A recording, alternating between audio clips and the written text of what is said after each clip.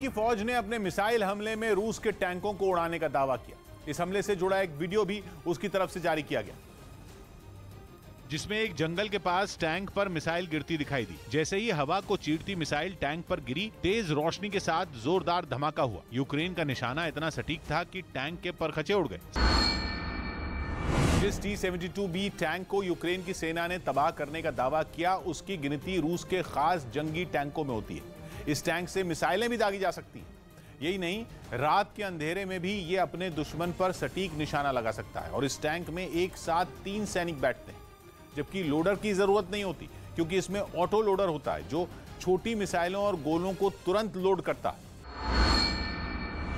काला सागर में मॉस्को के बाद रूस का एक और जंगी जहाज यूक्रेन की सेना के निशाने पर है। यूक्रेन ने दावा किया था कि पिछले महीने उसने रूस के युद्धपोत मॉस्को को बर्बाद कर दिया था, और खबर है कि अब उसके निशाने पर है रूस का एडमिरल मकारोव। Forbes.com ने लिखा कि फिल्मी स्टाइल में मॉस्को के डूबने के बाद अब अगला नंबर रूस के एडमिरल मकारोव का हो सकता है।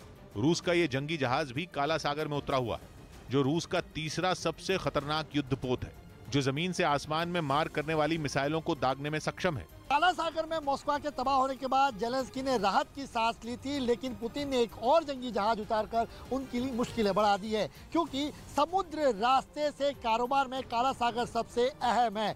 यही नहीं, कहा जा रहा है कि रूस के इस जंगी जहाज में 1-2 नहीं बल्कि 8 कैलिबर क्रूज मिसाइलें लोड की हुई हैं, जो यूक्रेन के लिए बड़ा खतरा बन सकती है। एक दिन पहले ही रूस ने दावा किया था कि उसने ब्लैक सी से यूक्रेन में नेटो के ठिकानों को तबाह करने के लिए कैलिबर मिसाइल छोड़ी। यह वही मिसाइल है जो परमाणु बम भी ले जा सकती है। मतलब यह कि अगर रूस ने एडमिरल मकारोव से कैलिबर मिसाइल छोड़ दी तो तबाही पक्की है।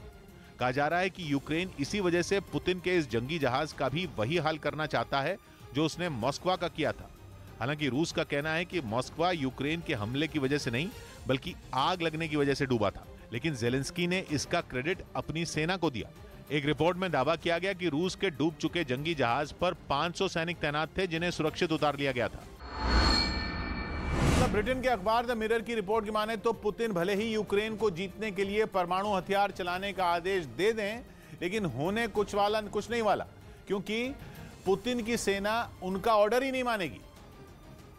यानी सीधे सीधे कहें तो दावा है कि रूस की सेना पुतिन के आदेशों को हल्के में ले रही है। द मिरर ने अपनी रिपोर्ट में यह दावा इन्वेस्टिगेटिव जर्नलिज्म ग्रुप बेलिंगकैट से जुड़े पत्रकार क्रिस्टो ग्रुजेव के इंटरव्यू के हवाले से किया है, जिसका आधार पुतिन की खराब तबीयत की फैली खबर है। यूक्रेन के एक पत्रकार को दिए इंटरव्यू में क्रिस्टो ग्रुजेव ने कहा कि पुतिन बीमार हो या न हो, उससे उतना फर्क नहीं पड़ता जितना इस बात से पड़ता है कि उनके आसपास के लोग इस खबर पर विश्वास करते हैं या नहीं, और यहीं से पूरा खेल बदल जाता है।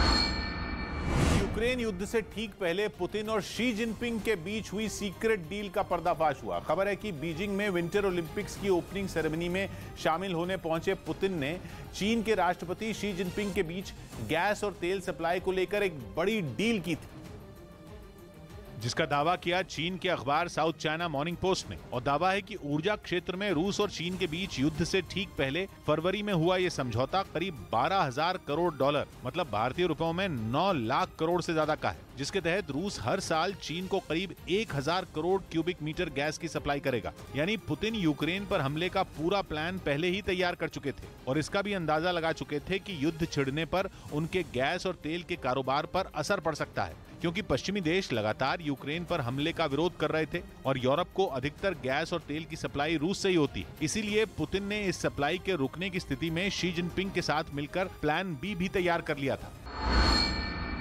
इससे हुए फायदे की गवाही यूक्रेन युद्ध के बाद चीन और रूस के बीच तेजी से बढ़े कारोबार के आंकड़ों ने दी, क्योंकि इस साल के शुरुआती 4 महीनों में ही 2021 की तुलना में रूस ने चीन को करीब 60% ज्यादा गैस एक्सपोर्ट की। यही नहीं, गैस और तेल की सप्लाई को लेकर हुई इस डील के साथ ही चीन और रूस ने युद्ध शुरू होने से पहले ही गेहूं और कोयला खरीदने का भी करार कर लिया था। इस बीच, जिसकी वजह से इस साल की पहली तिमाही में चीन और रूस के बीच हुए व्यापार में पिछले साल की तुलना में करीब 29% का उछाल दर्ज किया गया, जो इसी तिमाही के शुरुआती 2 महीनों में पिछले साल की तुलना में करीब 39% कम था। मतलब व्यापार में जो तेजी दर्ज की गई वो यूक्रेन युद्ध शुरू होने के बाद आई, और चीनी मीडिया ने उम्मीद जताई कि युद्ध की वजह से इस साल रूस और चीन का कारोबार और भी मजबूत होकर 1 ट्रिलियन युआन मतलब भारतीय रुपयों में 11 ट्रिलियन को पार कर जाएगा। इटली में समुद्र किनारे खड़ी आलीशान शहराजाद यॉट तुर्की भाग सकती है। पश्चिमी मीडिया में ऐसी खबरें हैं कि ये यॉट पुतिन की है, जो वहां 2020 से है, लेकिन यूक्रेन पर हमले के बाद लगे प्रतिबंधों की वजह से इस यॉट को जब्त करने की मांग उठ रही है, जिसके बाद शहराजाद यॉट के इटली से तुर्की भाग जाने की चर्चा गर्म हो गई। ऐसा इसलिए हुआ क्योंकि ड्राई डॉक यानी वो जगह जहां इस यॉट को मरम्मत के लिए रखा गया था, वहां से इसे अब समुद्र में उतार दिया गया है और इसकी हलचल भी तेज हो गई। 450 फीट की ये यॉट दुनिया की सबसे महंगी यॉट में शामिल है। भारतीय रुपयों के हिसाब से इसकी कीमत 5,300 करोड़ रुपए बताई गई, जिसमें 2 हेलीपैड और स्विमिंग पूल भी बना हुआ है। इसके अलावा यॉट में वो तमाम सुविधाएं मौजूद हैं जिनकी इंसान ख्वाहिश रखता है। दावा है कि तुर्की सरकार के अब भी रूस से अच्छे संबंध हैं। इसी उम्मीद पर इस यॉट को तुर्की के बंदरगाह ले जाया जा सकता है, लेकिन समंदर में तैरता महल लहरों से गुजरता हुआ तुर्की कब पहुंचेगा, इसके बारे में कोई सटीक जानकारी नहीं दी गई। जंग रूस और यूक्रेन में छिड़ी है, लेकिन चपत चीन को लग रही है। ऐसा खतरा है युद्ध की वजह से चीन की अर्थव्यवस्था ढह सकती है और इसी डर ने शी जिनपिंग की रातों की नींद उड़ाई हुई है। चीन कई बार यूक्रेन और रूस से बातचीत करके विवाद सुलझाने की अपील कर चुका है, लेकिन दोनों में एक भी उसकी सुनने को तैयार नहीं।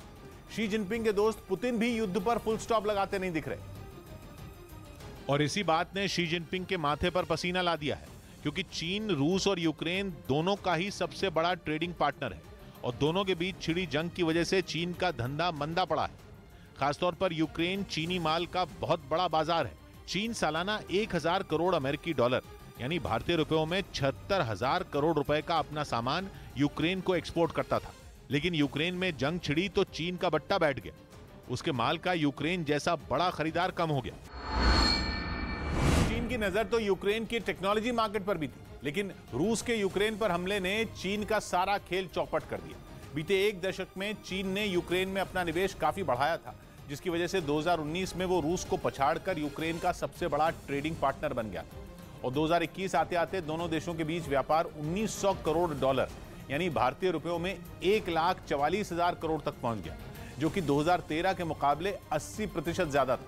यहां तक कि चीन यूक्रेन से हथियार और डिफेंस टेक्नोलॉजी में भी साझेदारी बढ़ा रहा था, बल्कि 2016 से 2020 के बीच उसने रूस और फ्रांस के बाद सबसे ज्यादा हथियार यूक्रेन से ही खरीदे थे। और तो और अपने यहां आयरन ओर की तेजी से बढ़ रही मांग को पूरा करने के लिए भी चीन यूक्रेन के भरोसे था, क्योंकि चीन के पास ज्यादा लौ अयस्क नहीं है और जो है भी वो अच्छी क्वालिटी का नहीं। लेकिन जंग की वजह से चीन को यूक्रेन का आयरन ओर मिलने में दिक्कत हो रही है और इसलिए चीन के मैन्युफैक्चरिंग सेक्टर पर भी संकट मंडरा रहा है, क्योंकि इंडस्ट्री के लिए चीन को खूब स्टील चाहिए। रूस और यूक्रेन के बीच युद्ध की वजह से चीन की सिर्फ अर्थव्यवस्था ही दांव पर नहीं लगी, बल्कि शी जिनपिंग का dream project belt and road initiative यानी BRI भी बीच मझधार में अटक गया है, क्योंकि इसमें भी रूस और यूक्रेन दोनों चीन के पार्टनर हैं। BRI बाकी दुनिया से चीन के आर्थिक रिश्ते बढ़ाने के लिए शी जिनपिंग का ट्रेड और इन्वेस्टमेंट का प्लान है, जिससे यूक्रेन 2017 से जुड़ा था और तब से चीन के कॉन्ट्रैक्टर यूक्रेन में कई बड़े बड़े इंफ्रास्ट्रक्चर प्रोजेक्ट पर पैसा लगा चुके हैं। इनमें यूक्रेन की राजधानी कीव में एक नई मेट्रो लाइन भी शामिल है और मारियोपुल के एक बंदरगाह के आधुनिकीकरण के लिए 5 करोड़ डॉलर यानी भारतीय रुपयों में 375 करोड़ रुपए का प्रोजेक्ट भी है। और मारियोपुल पर मिसाइल रॉकेट बरसाकर रूस ने उसका क्या हाल किया है वो सब देख रहे हैं। वो बिल्कुल खंडहर बन चुका है।